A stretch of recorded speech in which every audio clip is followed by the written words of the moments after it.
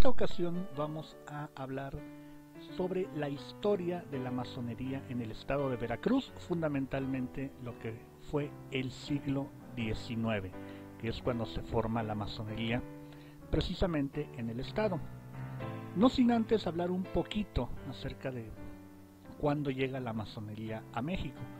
Bueno, la masonería a México llega a finales del siglo XVIII, pero se establece ya de manera formal en 1806 con la primera logia de la cual se tiene noticia, que se llamó Arquitectura Moral número 7 y estaba establecida en el centro histórico de la Ciudad de México, en las calles de las Ratas, posteriormente calle Simón Bolívar, en la casa del regidor Manuel Luyando. Más adelante se considera también, es un poquito difícil hablar de la historia de la masonería por las fuentes, sobre todo legendarias. Precisamente existe una información acerca de que en el año de 1810 se conformó una logia llamada Caballeros Racionales en lo que es Jalapa y Naolinco. Posiblemente no se trate de una logia, sino de un club revolucionario independentista. Lamentablemente no hay documentación que demuestre su existencia, lo dejamos únicamente como parte de la especulación en la historia masónica. También en 1816 la Gran Logia de Pensilvania estableció logias en Alvarado y Tlacotalpan. También esa es otra de las informaciones de las cuales tenemos noticia. Sin embargo, no es hasta el año de 1825 cuando ya la masonería se establece en el territorio nacional y por supuesto en el estado de Veracruz, de manera ya oficial y de forma ya formal, si se valga la redundancia. Antes hay que señalar que el 30 de mayo de 1823 el general Guadalupe Victoria establece una organización de tipo masónica conocida como la Gran Legión del Águila Negra en Puente del Rey, hoy Puente Nacional, estado de Veracruz. Bueno, ahora sí, 1825. Precisamente es en ese año cuando se crea el Rito Nacional Mexicano. El Rito Nacional Mexicano se crea por masones escoceses y yorquinos a quien no les agradaba que la masonería se mezclara con la política partidista. Para esto hay que mencionar que ya existían masones tanto del rito escocés antiguo y aceptado como del rito de York. El rito de York es sobre todo importante en este periodo porque fue promovido por el párroco de Tabasco, José María Alpuche, teniendo como intermediario al embajador plenipotenciario estadounidense Joel R. Poinsett, quien intervino mucho en la política mexicana en la época precisamente de Guadalupe Victoria. Y bueno, el rito de York estableció la Gran Logia Nacional Mexicana, conocida precisamente por ser la primera gran logia establecida formalmente en el territorio nacional. Formaron 102 logias masónicas, 102 talleres, de los cuales 10 se encontraban en territorio veracruzano. A saber, los siguientes. En Jalapa, la logia Escuela Tolerante, dirigida por José María Rivera y Aguilar. En Tuxpan, la logia Código Federal, dirigida por el venerable Lucio López. En Perote, la logia Esteva, de José Mariano Mora y Cordero. En Tlacotalpan, la logia Guerrero de Tulancingo, dirigida por Joaquín García Terán. En Misantla, la logia Triunfo de la Razón, cuyo venerable maestro fue Francisco Maizone. Y otras dos ciudades importantes que fueron Orizaba, donde se estableció la logia India de Ahuilizapan, cuyo venerable maestro fue Vicente Prieto, y la logia Justicia Sagrada, dirigida por Mateo Valverde. Cabe mencionar que el historiador orizabeño Joaquín Arronis menciona a este como Matías Valverde y no como Mateo Valverde.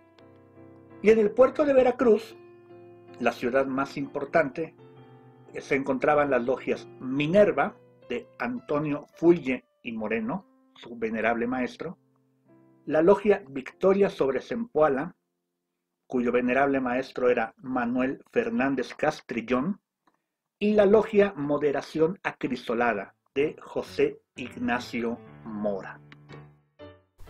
Esto no habría de durar demasiado, pues el 23 de diciembre de 1827 se pronunció el Plan de Otumba, también conocido como Plan de Montaño, precisamente por el general Manuel Montaño, el cual se oponía a la existencia de todas las sociedades secretas, incluida por supuesto la masonería, plan que fue secundado por un masón, el hermano Nicolás Bravo, quien era el vicepresidente del país.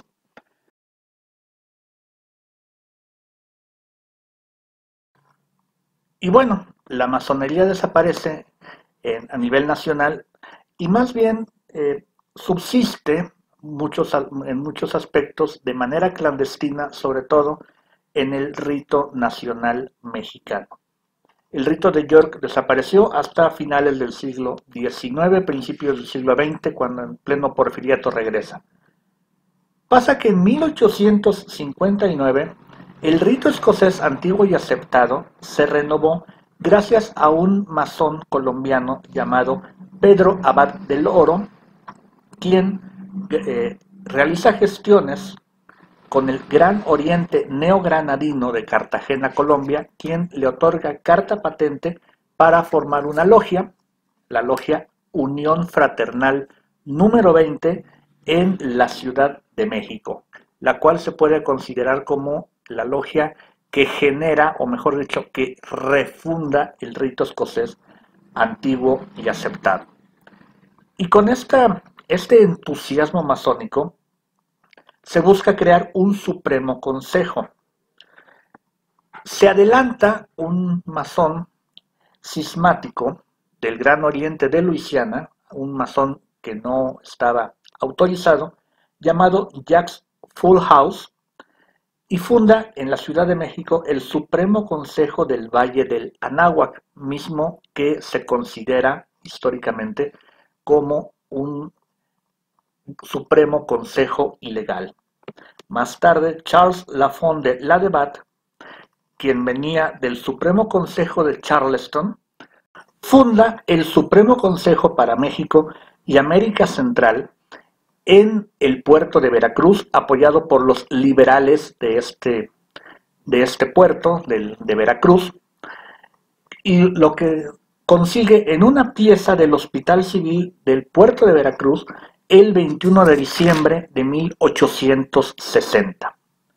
Cabe mencionar que un poquito antes, en 1859, se había fundado una logia masónica particular en Veracruz Puerto llamada Fraternidad número 1, la cual obtuvo carta patente del Supremo Consejo del Valle del Anáhuac, el cual ya dijimos era irregular y se considera por lo mismo ilegal. De cualquier forma, Fraternidad número 1 obtiene una nueva carta patente, esta vez del Supremo Consejo para México y América Central, fundado en Veracruz, y lo cual le da la regularidad necesaria. Esta logia primero se estableció en el colegio de Esteban Morales, en los altos de la botica La Campana. Posteriormente se encontró en salones del exconvento de San Agustín y finalmente en el exconvento de la Tercera Orden Franciscana, actualmente que ocupa el edificio de la Gran Logia Unida Mexicana. Posteriormente, en el año de 1869, surge la inquietud de crear una gran logia para el estado de Veracruz. Precisamente, para formar una gran logia se necesitan 3 logias particulares, 3 talleres. Entonces, de Fraternidad número 1 se crean además otros dos, Esperanza número 12 y Xicoténcatl número 13, que después fueron conocidos como Esperanza número 2 y Xicoténcatl número 3.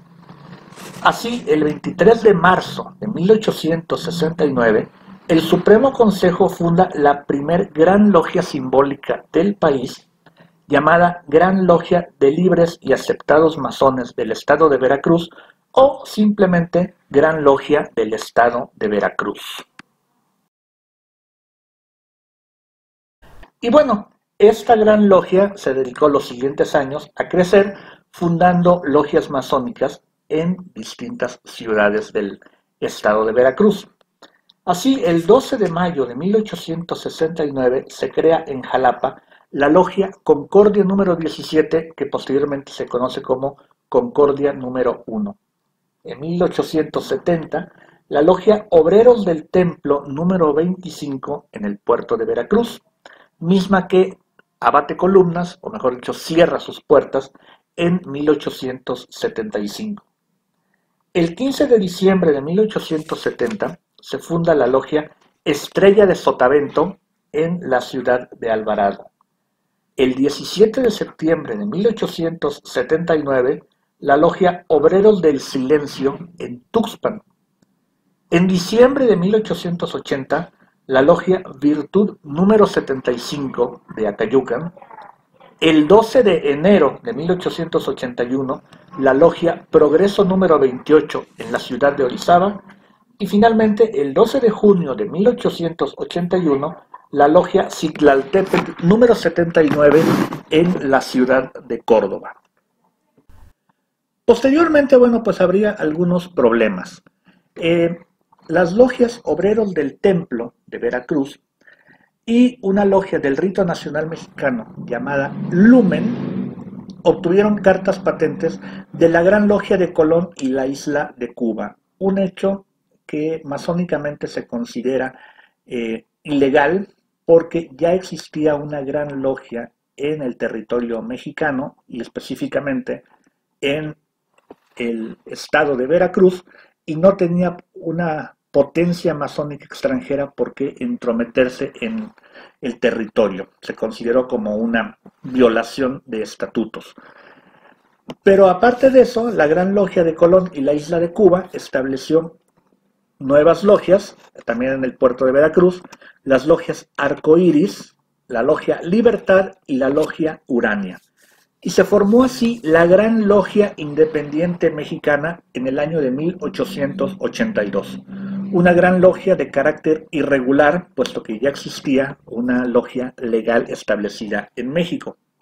Y después de varias pláticas y de encuentros y desencuentros, la Gran Logia Independiente Mexicana, fundada en 1882, y la Gran Logia del Estado de Veracruz, fundada en 1869, acuerdan fusionarse y crean el 25 de diciembre de 1885 la Gran Logia Unida Mexicana, siendo su primer gran maestro José Muñoz. Y bueno, esta es la historia de la masonería veracruzana, de sus inicios en el siglo XIX. Después vendrían otras cuestiones, otras causas que cabría la pena mencionar en otro video. Espero que este les haya gustado. Muchas gracias.